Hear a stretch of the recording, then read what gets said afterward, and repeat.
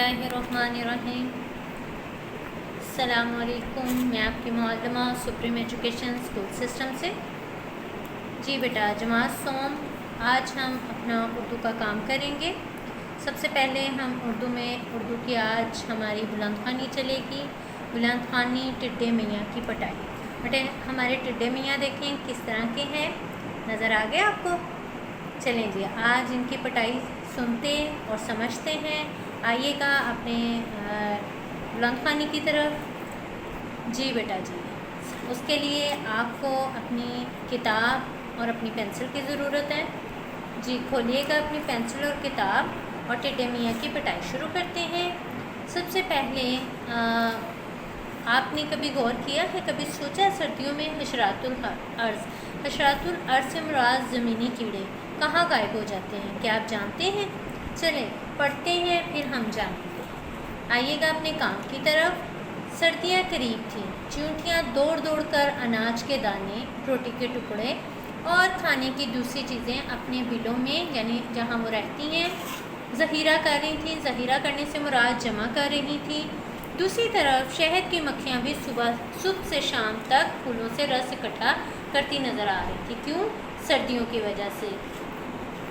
आगे देखिएगा, गर्ज के तमाम कीड़े सर्दी से बचने के बंदोबस्त में लगे हुए थे। बस एक टिड्डे मियाँ थे जो अपना वक्त यूँ ही गवाते। तमाम कीड़े इनसे कहते यूँ वक्त ज़ाया करें, मगर वो किसी बात की परवाह ना करता।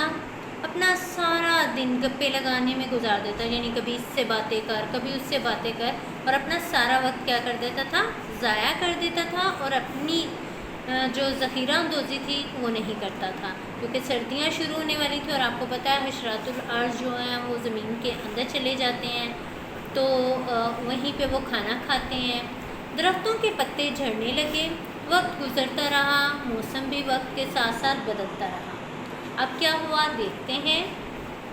आहिस्ता आहिस्ता बर्फ़ गिरने लगी। देखते ही देखते हर तरफ सफ़ेद और नरम मुलायम बर्फ़ ही बर्फ़ नज़र आने लगी। तमाम कीड़े सख्त सर्दी की वजह से अपने बिलों में क्या हुए? आराम से दुब के बैठे थे, यानी छुपे बैठे थे। टिड्डे मियाँ को रह रह कर अफसोस हो रहा था, काश वो भी पहले ही दरख्तों के पत्ते ज़ख़ीरा कर लेते। अब तो सारे दरख्तों के पत्ते भी झड़ चुके थे। ये सोच रहे थे कि क्या करें। फिर इन्हें एक तरकीब सूझी। वो उठे और अपने बोरे में से एक बेहोश करने वाला स्प्रे ढूंढने लगे। थोड़ी देर में स्प्रे मिल गया। उन्होंने जल्दी से अपना मैला कुचैला कंबल ओढ़ा और उसमें से स्प्रे छुपा कर बाहर निकाला। देखा, ये जो चालाक लोग होते हैं वो किस तरह अपनी मदद करते हैं, लेकिन आखिर में उनके साथ बुरा ही होता है। आगे देखते हैं। बाहर सख्त सर्दी थी। वो मुँह लपेटे छत्ते की तरफ चल दिए। अब छत्ते की तरफ चल दिए। कौन चल दिए? देखिएगा, टिड्डे मियाँ चल दिए। टिड्डे मियाँ जब छत्ते के करीब पहुंचकर उन्होंने ज़ोर से छत्ते का दरवाज़ा खटखटाया। कई बार दस्तक यानी दरवाज़ा खटकाने के बाद एक मक्खी टोपी और गर्म कोट पहने दरवाजे पर आई। कौन है? इतनी सर्दी में यहाँ क्यों आए? टिड्डा मासूम आवाज़ बनाकर बोला, मुसाफिर हूँ, रास्ता भटक गया हूँ, मेहरबानी करो मुझे अंदर आने दो, वरना मैं सर्दी से मर जाऊँगा। मक्खी को रहम आ गया। उसने टिड्डे को अंदर बुला लिया। बड़ी मक्खी ने टिड्डे को गर्म बिस्तर पर बिठाया। दूसरी मक्खी शहद का प्याला भर लाई। टिड्डे मियाँ ने घटाघट शहद पीकर मक्खियों का शुक्रिया अदा किया, यानी जल्दी जल्दी घटाघट वो पीने लग पड़ा। तो मक्खियों ने कहा, अरे आप अपनी शक्ल तो दिखाएं, मुंह क्यों छुपा रखा है? ये सुनते ही टिड्डे मियाँ ने कंबल से हाथ निकाल कर बेहोश करने वाला क्या निकाला? स्प्रे निकाला और इन पर छिड़क दिया। मक्खियों के बेहोश होते ही उसने जल्दी से अपनी जेब से क्या किया? थैलियाँ निकाली और मर्तबान जो शहद की मक्खियों ने जमा किए हुए थे शहद के, वो जल्दी जल्दी भरने लगा।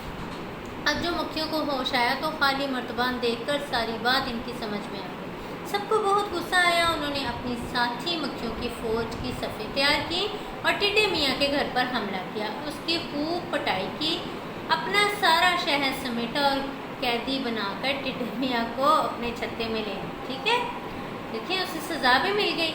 अब रानी मक्खी ने ऐलान किया कि इनका जुर्म तो बहुत बड़ा है, मगर ये हमारे मोहल्ले में नए नए आए हैं, चलें इनके साथ नरमी बढ़ती जाए।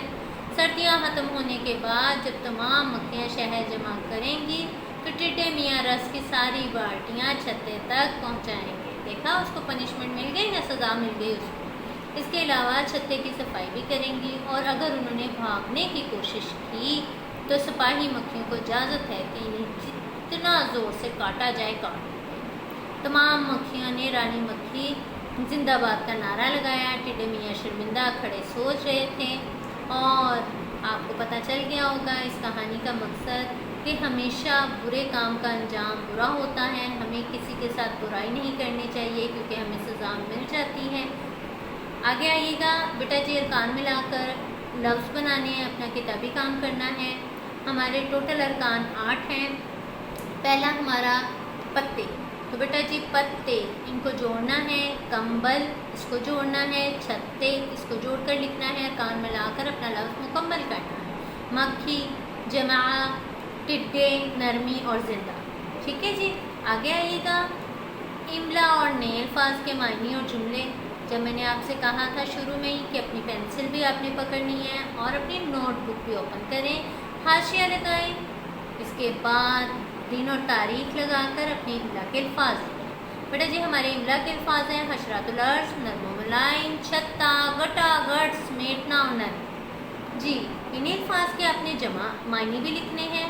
معنی دیکھیے گا، حشرات الارض زمینی کیڑے، نرم و ملائم نرم و نازک، چھتا شہد کی مکھی کا گھر، گٹا گٹ متواتر پینے کے وقت یعنی تیزی سے فٹافٹ پینا، سمیٹنا اکٹھا کرنا اور نرمی کرنا مہربانی کرنا۔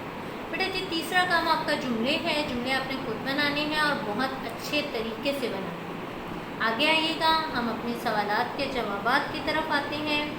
تو بیٹا جی پہلا سوال ہمارا کیا ہے؟ آئیے گا اپنے سوال کی طرف۔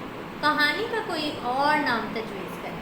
جواب، مکھی اور ٹڈے کی کہانی۔ ٹھیک ہے، پہلے ہم نے ٹڈے میاں کی کہانی کے نام، اس کا دوسرا نام ہم نے تبدیل کیا مکھی اور ٹڈے کی کہانی۔ آئیے گا اپنے سوال نمبر 2 کی جگہ۔ اگر آپ رانی مکھی کی جگہ ہوتے تو کیا فیصلہ کرتے؟ اب یہ آپ کا فیصلہ ہے، لہٰذا آپ کو جواب بھی خود دینا پڑے گا کہ آپ کیا فیصلہ کرتے، اور میں انشاءاللہ آپ کی نوٹ بک پر آپ کا فیصلہ ضرور چیک کروں گی۔ آگے آئیے گا سوال نمبر 3، آپ نے اس کہانی سے کیا سبق حاصل کیا؟ تحریر کریں۔ جواب دیکھیے گا اس کا، اس کہانی سے یہ سبق حاصل کیا کہ برے کام کا انجام کیا ہوتا ہے؟ برا ہی ہوتا ہے۔ جی بیٹا جی یہ ہمارا کام تھا، اپنا شکریہ، اپنا خیال رکھیے گا، اجازت چاہوں گی، آپ سمجھ گئے ہوں گے